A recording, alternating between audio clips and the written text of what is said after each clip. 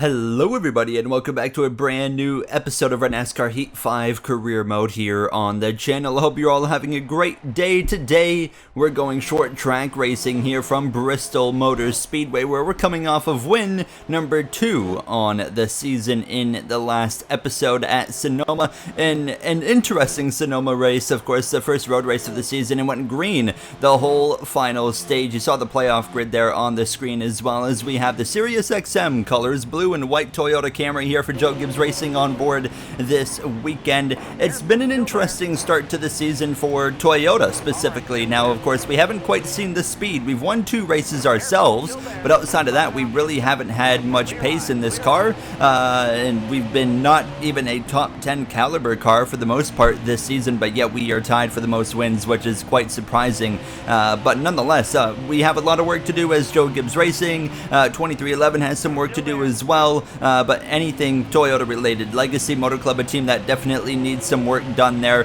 William Sawalich has been having a fairly respectable rookie season so far. Joey Logano, we've been talking about, has had a terrible season. He's only had 1 top 10. That was in the Daytona 500. He's currently nowhere near a playoff position, but we all know the playoff points right now are really close, but we know it's going to slowly start to spread out as these races go on now. As we come through into qualifying, Bristol, I feel like, is an opportunity for Joe Gibbs Racing and Toyota in general to maybe start turning things around here now as we kick things off in qualifying through turns 1 and 2 down this back straightaway. Got right up on the outside wall there as we sail it off into turn 3, get right up against the wall again, hook it back down the track, open up the wheel on exit to the line. What is it going to be? 15.782, putting us P10 on the board. We will absolutely take that. We'll see who's on pole position here in just a second. Bubba Wallace firing in front of us, but on pole it's Kyle Busch, Ryan Blaney, 2311 rookie Corey Heim, Reddick Bell. Look at that, 3 Toyotas in the top 5, 6 in the top 10. That's what you like to see as you look at the rest of the starting order. Lane Riggs making his Cup debut here this weekend for Front Row Motorsports, as well as Trevor Baines in the field for 2311 Racing. Nick Sanchez down in 40th place as we come through towards some Xfinity Series racing this weekend. But before we do that, we actually had a call with Brad Keselowski. Hey Gary, just wanted to congratulate you on your win last week. Yeah, thanks, Brad. It was a great day for us. Not so great for you, of course. Yeah, road racing hasn't been very kind to me lately. Listen, I wanted to reach out again about you coming to my team. What will it take for you to have a serious talk about it? I mean, if you guys can prove that you can win races as a 4-car team, that will certainly help. Okay, cool. I look forward to talking to you next week then.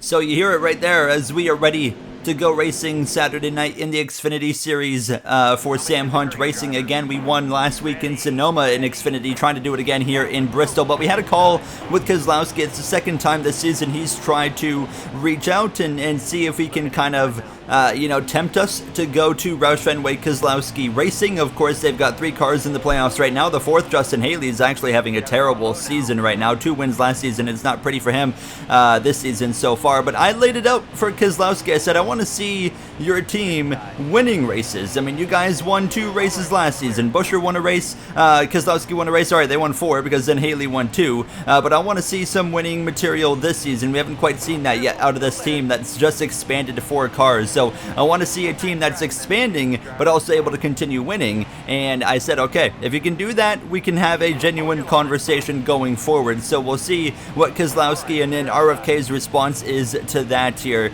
either today or going in the future episodes here for Season 4. As here in the Xfinity Series, though, about midway through Stage 2, we really started working our way forward. We were 12th in Stage 1, but in these closing laps, we are finding positions here now, passing Matt Mills. We passed rookie Andres Perez, and now we're up the inside of Taylor Gray, and we were up to P6 very quickly, and with a lap to go in Stage 2, actually passing Brad Perez. It was Greg Van Olst leading the way, having a great night here in Bristol, showing up, but we were P5 in Stage 2, and then here in Stage 3, right behind the 25 of Lane Riggs, the 60 of Haley Deegan, having a great effort. Of course, Ricky Stenhouse Jr. drove that car for RFK last season, but of course, he's actually stepped out of NASCAR competition and has now just put his focus in on dirt racing for the time being. But we would start making passes again. We pass Riggs, we pass Haley Deegan, we as well get past Sam Mayer on the outside with a handful of laps to go up to P2, and we would run down Greg Van Alst in the closing laps, now looking to the inside of the number 42 Honda Civic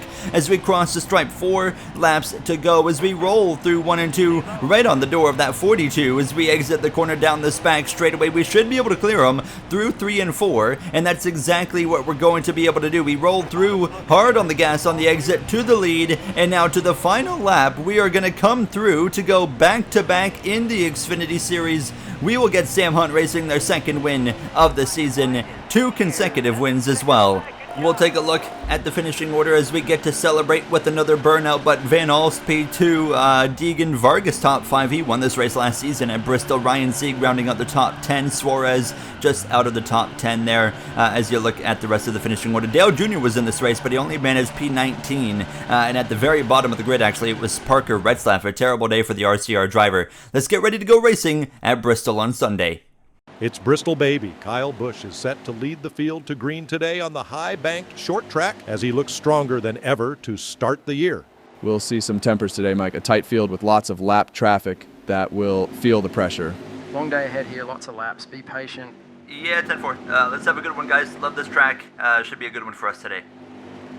2 Toyotas hit hard here pre-race. Chandler Smith, our teammate in the 18, failed pre-race inspection. It's been a rough start to the season for him so far. William Sawalich gave up his qualifying position for a new set of Goodyear tires as we get ready to roll from this 10th starting position alongside Bubba Wallace, who was oh so close to winning early in the season at Iowa, to the pole sitter today, Kyle Busch, who has a very luxurious history when it comes to this Bristol Motor Speedway. He leads the field to green, 175 laps of racing. He clears Blaney already. Heim and Reddick side by side down the back straightaway to turn 3. Just in front you got Larson, Elliott as well, or sorry, Byron in front of us. Larson's just behind, but Kyle Busch, myself, Larson, the top 3 right now in the regular season standings. We are all in that very tight battle together. William Byron, of course, was very much in the conversation. Fortunately, he's in the car this weekend. Both him and Justin Haley had huge impacts in Sonoma, but fortunately they were medically cleared to race this weekend here in Bristol after those major accidents now. So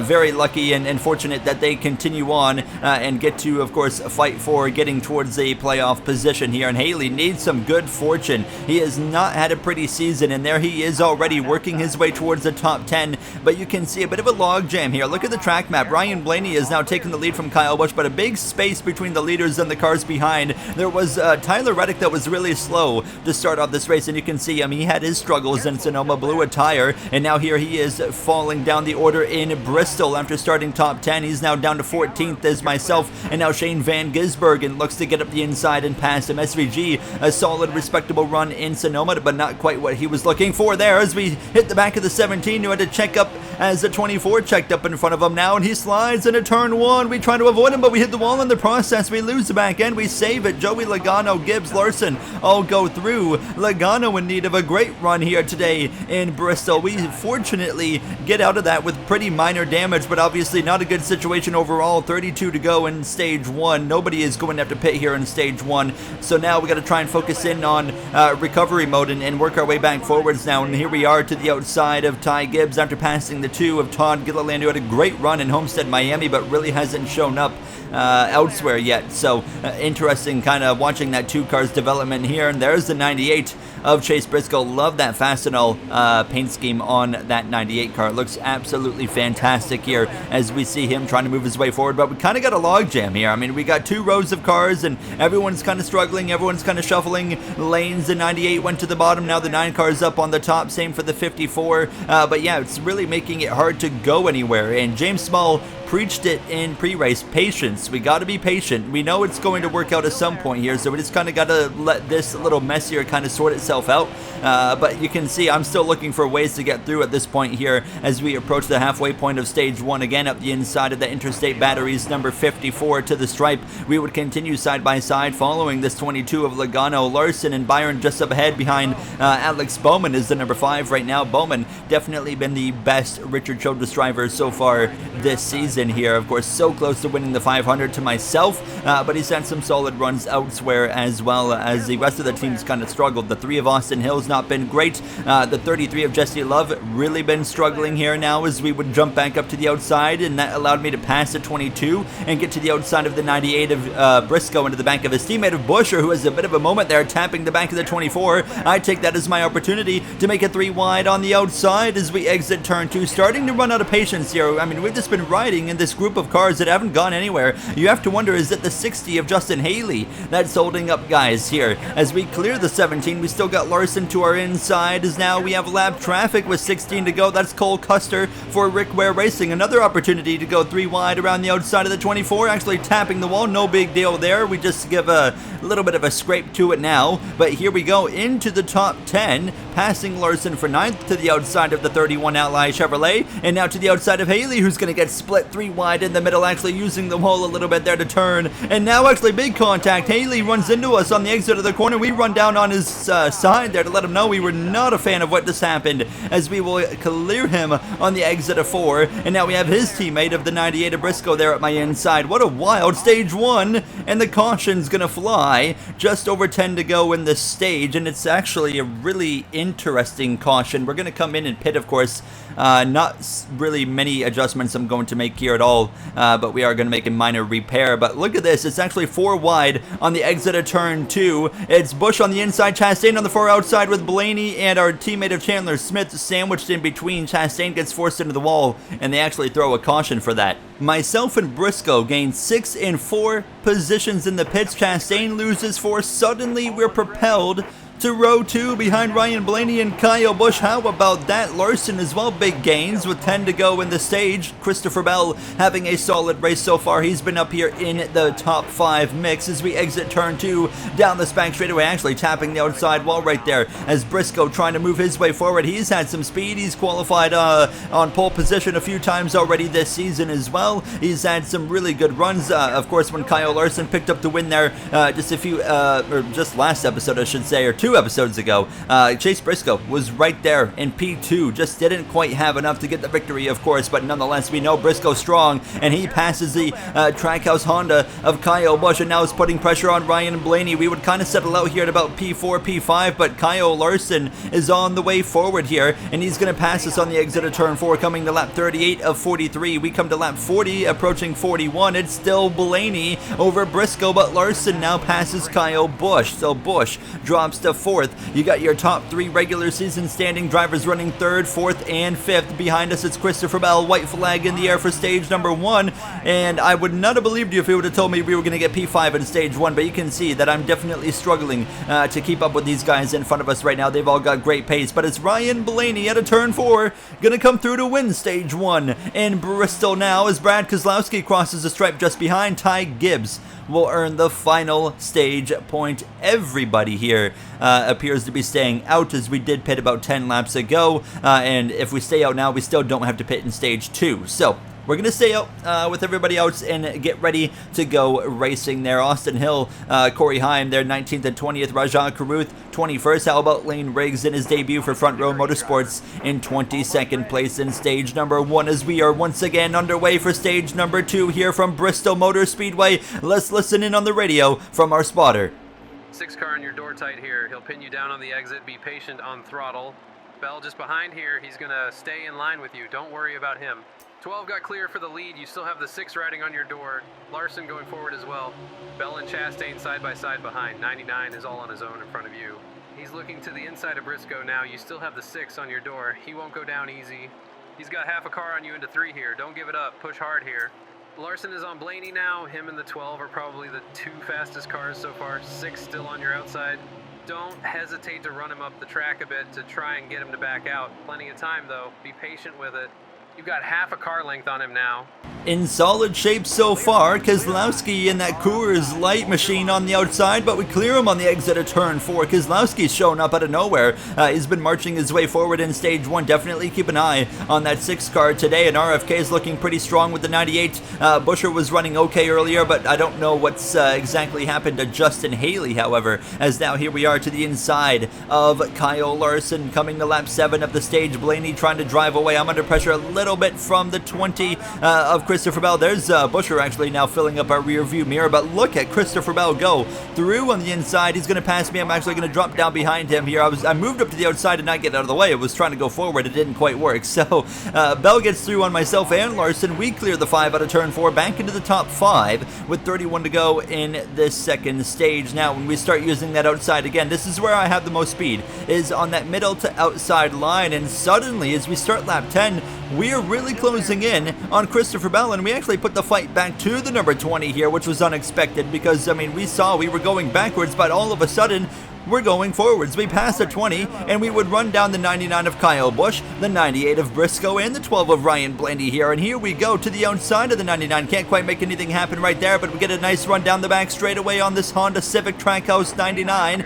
And again, to the outside, we should be able to use this momentum on the exit of 4 Busch with an awkward exit. We'll pass the 99 of Kyle Busch and get to the outside of the 98 just a few moments later, and now suddenly propelled into second place to the back of the leader of Ryan Blaney. What a drive suddenly here to the outside of the 12. What in the world has gone on, and what's turned on in this number 19 Sirius XM Toyota Camry? To the lead down the back straightaway. Can we clear the 12? We do briefly. He fights back out of turn 4. We have the run. We clear Blaney to the lead here from Bristol Motor Speedway now, as already passing a lap car of Cole Custer. Took just 15 laps to run down some lap traffic there. As we know, lap traffic is going to be the big role that plays any factor here, as we would open up the gap by just over a second to Ryan Blaney. We were absolutely flying here with 22 laps to go, but now it's going to get difficult because we're into the thick of the lap traffic. We got to be smart, but we also got to be calculated and as well try to make sure we keep this lead. Here we are all over the back of Austin Cindric. Where am I supposed to go here? And now you can see the mirror. Here comes Ryan Blaney. Didn't take long at all. I mean, just one lap or two being held up is all it takes now. I got to force the issue. 3 wide to the outside of the 06, who is strong in Sonoma Raceway now, but here we go again for another 3 wide move on Josh Berry. Blaney's trying to force the same issue, trying to get back out in front. There's Nick Sanchez in the Andretti Global Honda. We'll pass him, and we'll get past Nemechek, and now we can kind of breathe a little bit again and put some space between myself and Ryan Blaney here as we exit turn 4, passing Noah Gregson in the number 88, and then passing runner-up last week Connor Zilish. Here's my teammate of Chandler Smith. He's having a terrible day as we're right on the back of him as we roll into turn 3, trying to give him a little bit of time, trying to not take him 3 wide as we look to the inside on the exit of turn 4. Still a comfortable gap to the number 12 of Ryan Blaney, at least for now, but as we exit turn 4 coming to lap 25, there's Blaney, the next car behind us. There's Lane Riggs. We'll try to split the middle here between these two. Contact with Zilish. Now we have to check up, and here comes Blaney. To the inside again goes the number 12 as Riggs slides into turn 3. We'll get to the inside now. We'll follow the 12 on the exit of turn 4. He's going to stay behind the Honda of Zilish. We'll dive to the inside. Can Blaney get around the outside of the 28? The answer is no. Suddenly, we have the advantage again here, side by side, approaching the final 10 laps of the stage. Zilish trying to make it difficult on both drivers, battling side by side for the lead. We're sideways. We hit the 12. We slam him into the outside wall, and the caution flies. I am so sorry. I just lost the rear end there and overcorrected. Please apologize to the 12. I just lost the back end. Simple. Everybody's pitting. We have some repairs. We went from leading, running away to that. And look at the replay. I mean, yeah, right there I lose it. I overcorrect, slam the 12 into the outside wall. And Christopher Bell narrowly slips through on the inside. So Blaney loses 6 spots. He's down to 10th. He had to, of course, spend a bit of extra time repairing the number 12 Ford Mustang. But we're back underway with 10 laps to go then in the stage, and we at least maintain a top 3 spot after getting some repairs done to our car. We have Keselowski just behind us, and actually clear up high. Chastain could not get to our door for some whatever reason. So nonetheless, we'll jump back up to the top and try to get this rolling here.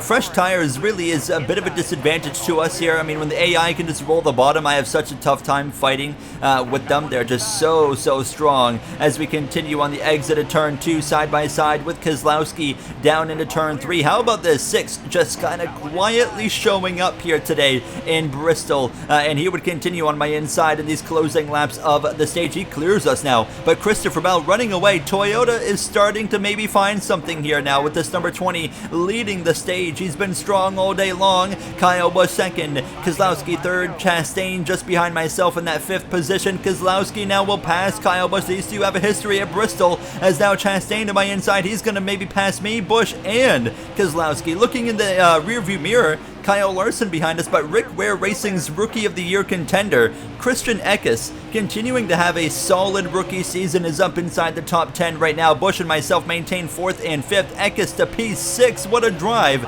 from the Rick Ware driver. On this final lap of stage number 2, it's all Christopher Bell, however, with a several car length lead. No pressure for the number 20 Ream Toyota Camry. Looks great. Designed by Cachinero, of course. Now he comes through to cross the stripe.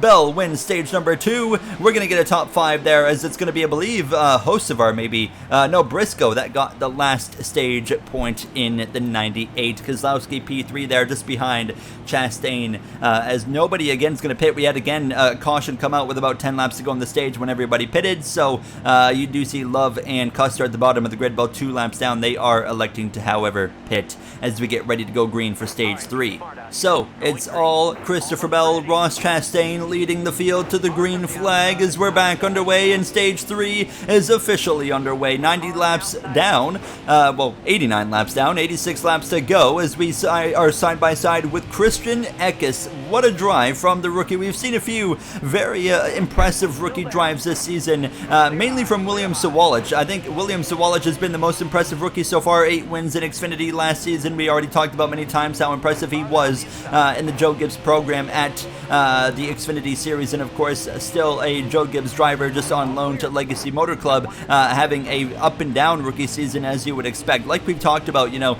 it's going to, I think, to be a very difficult season for all the Rookie of the Year competitors. This is a really big rookie class. These are the kind of crop of drivers that are going to shape the future of this career mode going forward, and I think they're all in for a bit of a rough season because they've all been kind of pushed up a little bit early, I feel like. However, Sawalich maybe, I think, has done a good job of kind of saying, hey, I belong in the Cup Series. I just won 8 Xfinity races, didn't win a championship because of the way the system is. That went to Jesse Love instead, who only had 1 singular win in the Xfinity series last season now, but he of course joins with the Richard Childress Racing team under Kevin Harvick's and Austin Dillon's leadership now, as we continue to lap 103, and we really haven't gone anywhere. We run P5 just behind Ross Chastain. Bell continues to lead over Keselowski as well as Kyle Busch, but Keselowski certainly putting himself as a genuine contender here today on the high banks of Bristol Motor Speedway now, as we're looking for a way past this number 1 Trackhouse Honda. Chastain winless so far to kick off this season, but we know Honda's been quite impressive so far. Now lap traffic playing a role here. John Hunter Nemechek, the first one of what's going to be many, to the inside of the 1 Clover Honda into turn 3. Busch jumps up to the top. What are you doing, bud? We're going to be able to cruise by on the inside. Thank you very much. Will put us into P3, and they continue up on the outside. Chastain follows them as well. Chase Elliott's licking his chops. He's going to be able to get past both of them. As for us, we jump up into a podium position now. Keselowski trailing Bell for the lead by only a few car lengths. Elliott officially through into 4th place, but here we are running down Keselowski, who struggled a lot more than Bell, who's a little ways up the road. You can see him right there. We're 3 wide now through some lap traffic. Ryan Preece in the 51 on the far outside. Josh Berry currently scored dead last for Colleague Racing. He's had a pretty rough stint so far with Colleague this season, of course, as they have downsized to just a 1-car team. Going around the outside of Rajah Caruth, who's having a bit of a rough day as well in the 48, now to the back of the 20 though for the lead. Can we take it from Bell? Smoke from, I believe, the 33. No, it's the 20. Bell crashes into the outside wall from the lead in Bristol, and that's going to, of course, put him down who knows how many positions as the caution flies. Everybody's going to pit. and it's going to be really interesting on fuel from here, but we're going to take 4 tires, a very simple call. We should be able to make it to the end from this point on. Free pass is actually going to go to Rajah Caruth in the number 48 Overstock Chevrolet there as we get ready to go racing in. Keselowski gets us actually for the lead. Bell gives up a several position loss here as we are back underway from the front row with Keselowski on our inside on the run into turn number 1. This is turning into just a thriller, really.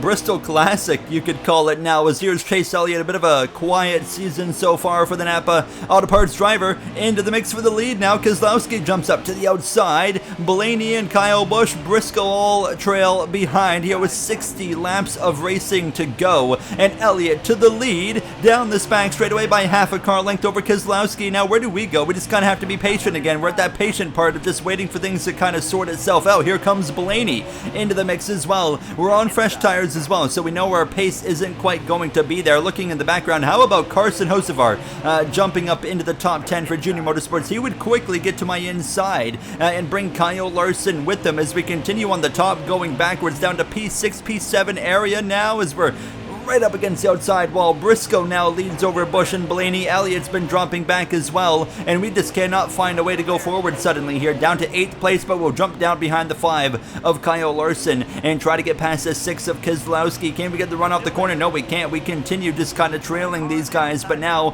as we come to lap 123, here we go up the inside of the Coors Light machine. The number 48 of Rajah Caruth with another mechanical issue. That's the 4th mechanical issue he has had this season. There's myself and Elliott at a bit of a moment now, and here comes Chastain 3 wide to the inside. We have to back out of that, and we continue fighting these guys wheel to wheel as Caruth would rejoin the track. So it wouldn't be a DNF for Caruth, but it is another mechanical issue that's going to put him in last place.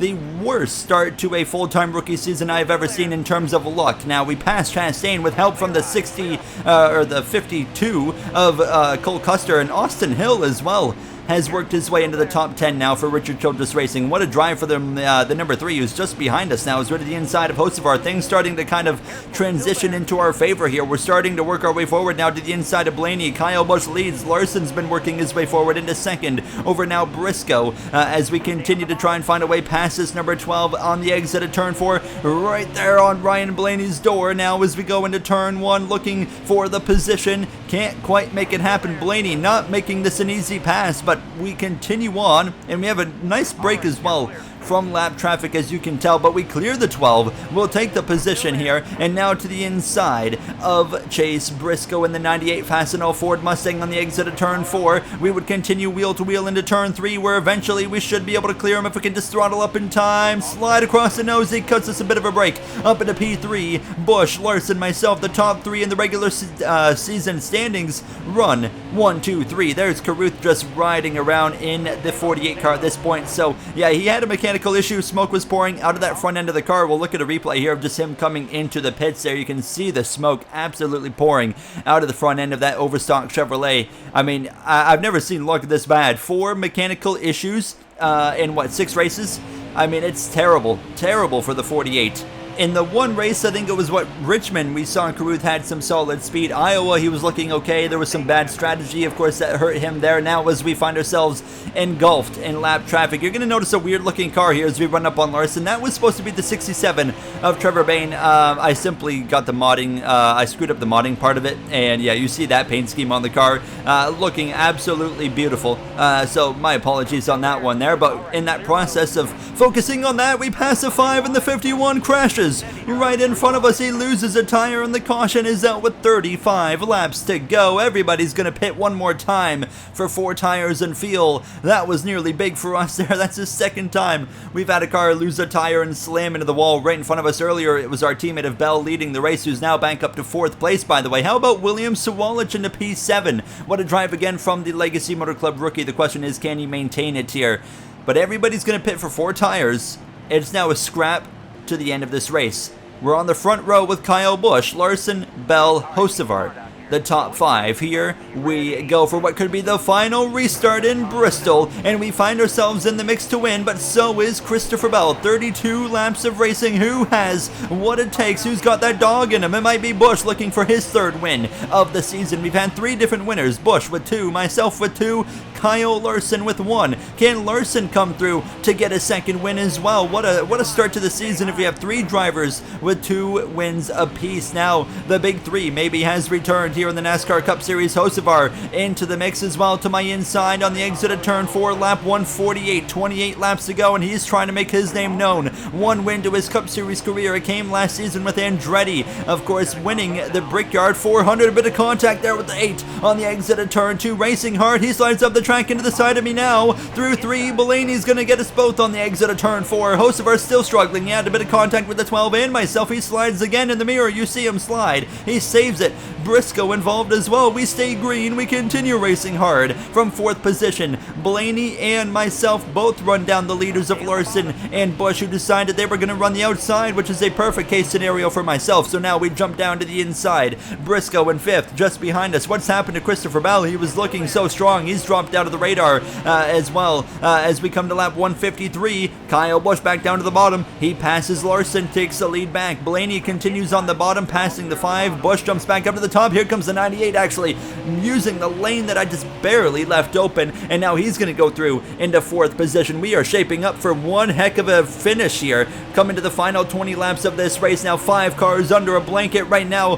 Blaney, though, to the lead over Busch and Briscoe. Here comes Larson. They might be 3 wide on the exit of turn 4. The 98 hits the back of the 99, has to lift a little bit here with 20 laps remaining. We're right on the back of that Fastenal Ford Mustang now, and I told Keselowski over the phone, hey, you guys got to show me you can win with a 4-car team if I'm going to consider going there. Briscoe right now is their best shot to do it. Here's Rajan Carruth way off the pace now at this point now, just way off strategy. Everything's been going wrong for him today. He holds up the 99 to Busch and helps his teammate of Larson and me to go through into 2nd and 3rd. Busch jumps back down to 4th position here. Lap 18 to go, 158. Now to the inside on the HendrickCars.com Chevrolet side by side for P2 with Kyle Larson. Now looks like he maybe is going to have to wait to get win number 2. We slide job him. He does the crossover back to the left rear. Ryan Blaney trying to open up a gap as much as he can. He won stage 1, but the gap isn't opening. We're closing in on this number 12 now as we close in on the final 10 laps of racing from Bristol. Blaney running the top, leaving him very vulnerable to this. Myself closing right up to the back of him within a car length now, crossing the line to the inside of the 12. We got lap traffic as well that can play a very pivotal role in how this race is going to be decided. Now I'm very confident in lap traffic management here. Not confident when the 52 decides to pull across your nose. We give him a little bit of a love tap to the back bumper. Now we're still wheel to wheel with Ryan Blaney. 13 to go at this point now, and we're trying to get the 52 out of the way, saying, hey, I gotta go, bud, as he slides on the exit of turn 2 down this backstretch by Custer. I just can't get to his inside. By the time we hit the corner, Blaney can't get to the outside now, but now Jesse Love to the outside. We slide on the exit of 4 and have to lift now. Blaney maybe forcing a 3 as we shove our nose in there, but here comes Chase Briscoe now up the inside of Ryan Blaney behind us, trying to take P2, and now we're gonna try so hard to get to the inside of Cole Custer. Still can't make it happen. Now here's our chance. We'll dive to the inside. A bit of contact there. Get him out of here. He slides, saves it. Contact. Here comes the 98. Chase Briscoe to the inside. We slide on the exit of turn 2. This is an unbelievable race from start to finish, but this finish is about to be an absolute classic as we exit turn 4. Briscoe crosses the stripe ahead. 10 laps to go from Bristol. Now into the outside wall. Here comes Ryan Blaney to the inside, but we have a good run on the exit of the corner, and we maintain side by side, but Briscoe jumps up to the top for whatever reason, opening the door for Ryan Blaney now to the inside. We're going to follow this advanced auto parts Ford Mustang to the inside. Kyle Larson just behind us. He's waiting for anything, ready to pounce if the opportunity arises now as Blaney again clear for the lead. Looking in our mirror, it's Larson, and there's Brad Keselowski back into the mix. You see me do a bit of a double take, like what in the world? How has he gotten back into the mix now? We clear the 98 through lap traffic to the inside of the the 67-23-11 machine of Trevor Bayne here now, but here comes bad Brad Keselowski. We know it's his final season of Cup Series racing, but he has not made it official yet as we come through to the final 5 laps. Haley with another rough day in 28th place, but now it's going to be a 3-car race, it looks like. Blaney, myself, versus Keselowski in the 6 now. Who's going to come out on top, trying to get back up to the outside where I'm got most of my speed, most of my comfortability. Blaney leaves himself open to the inside. Here we go. Josh Berry, we use him as a pick. To the inside, into the lead again, coming to 3 laps to go. That's only about 45 seconds of racing. Here we go. 3 laps remain, and we jump back up to the outside. Keselowski through into P2. Blaney back into 3rd behind the number 6 now. Sanchez going to leave the top open. Hold on. No, he isn't. He jumps up right on our nose. We have to check up. Here comes Keselowski to the inside as we exit turn 4. Sanchez is going to plant himself right in the way. We're going to jump to the outside, 3 wide, 2 laps to go now, and Sanchez has thrown an absolute anchor on us, and that might be it. We dive into turn 3,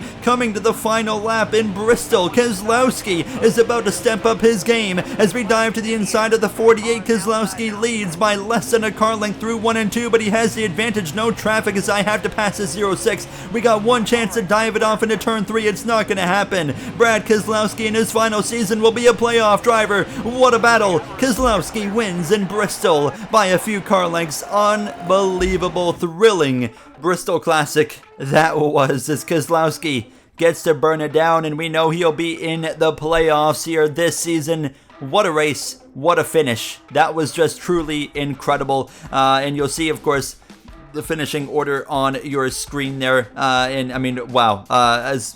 Just what a race it was. Kyle Busch with a great day. Kyle Larson, great day as well for them. And even after running as good as we did and finishing second, we still are not actually at the top of the regular season standings. So Larson still has that by a few points now. But as well, we look at the playoff grid, and Keselowski now inserts his name as a lock. So our teammates Bell, he needed a good day. He had a good day. That puts him in a bit of a better position. Ty Gibbs didn't have a great day, so he definitely has some work to do, but we're starting to see the points start to spread out a little bit now, and in the regular season standings as well, as I already mentioned, of course, at the top still Larson by a few points. That's going to wrap it up for me. What a race it was. Next episode, we're going 1.5 mile racing from Las Vegas Motor Speedway. I'll see you guys in the next one. Thank you for watching.